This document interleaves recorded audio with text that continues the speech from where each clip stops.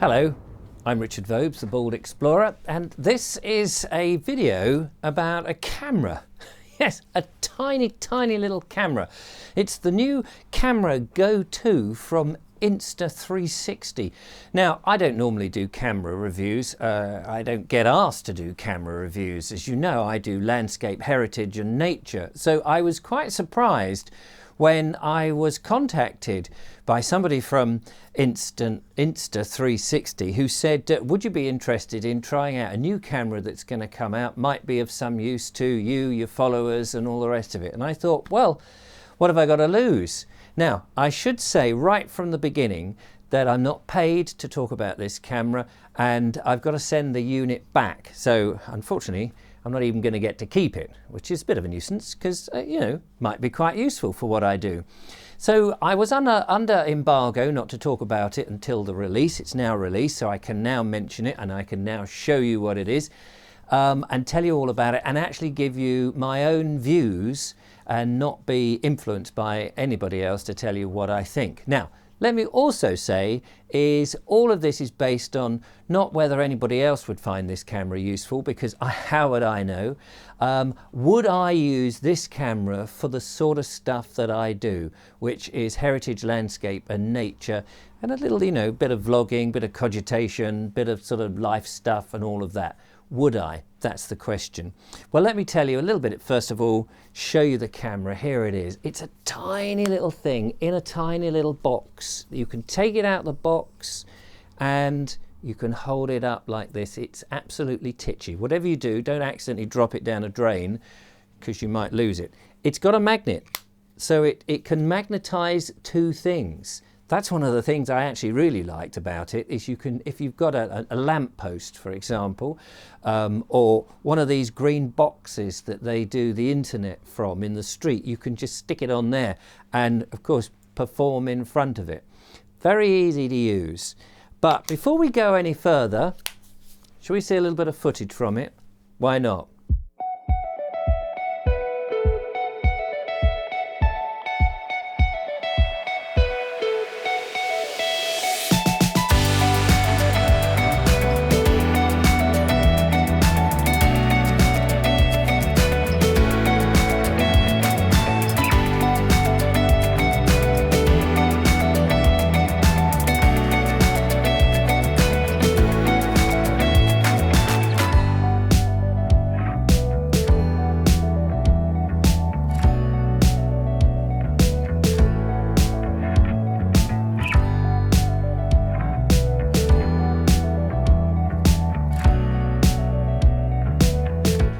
Okay, so that's just a little snippet. We'll look at some more in a second in a bit more detail.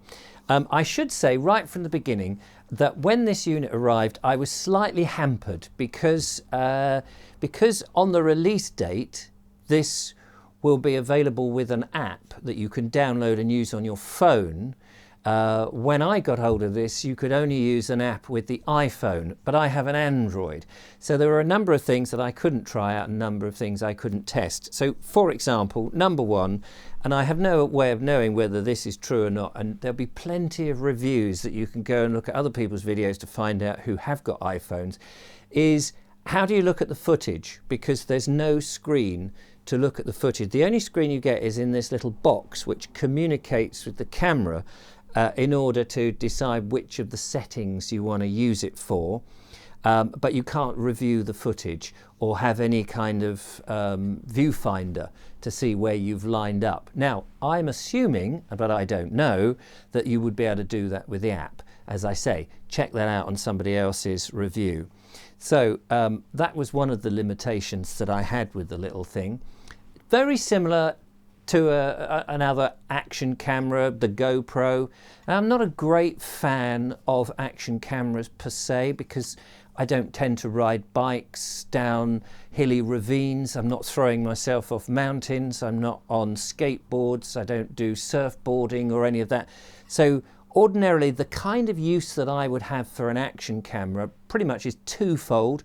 One, I try to use them for a bit of vlogging, for some stuff to camera. So this is walking in the forest with the lovely Julia and myself with this camera to see how good the microphone is, as well as the sound. I'm just holding this at my arm's length. Or use it for B-roll, for those bits where I need to whip the camera out, grab a bit of footage and add it to the extra stuff, because I much prefer to use a DSLR or a mirrorless camera where I've got far more control over the photography. So these are wide angle cameras, everything's in focus, which is not my favorite thing. I like to have a little bit of separation between the subject and the background. But you know, it's tiny. It's tiny. That's the appeal. Very easy to use. One simple click and it's recording. You don't get a red light. That's the thing I found was a bit disconcerting. You get it, it vibrates to tell you it started, and it vibrates again to tell you it stopped. But I would like to have seen a red light on there to say, oh, it's actually going. You can look on the little screen here, which gives you an indication. It connects with this box by presumably a Wi-Fi or a Bluetooth or something. I've no idea really. And I found that when you take it out there, the connection seems to disappear. So I've done some slow-mo stuff with it. And when I took it out the box, having set up the slow-mo, I filmed everything thinking it would be in slow-mo. But when I got it back, it wasn't in slow-mo, which was a bit disappointing. So, but because, you know, if I had the app, maybe I would be able to see that a bit better. But really and truly, I want to know when I pick something up that when I film with it, it's going to be in the format that I want to.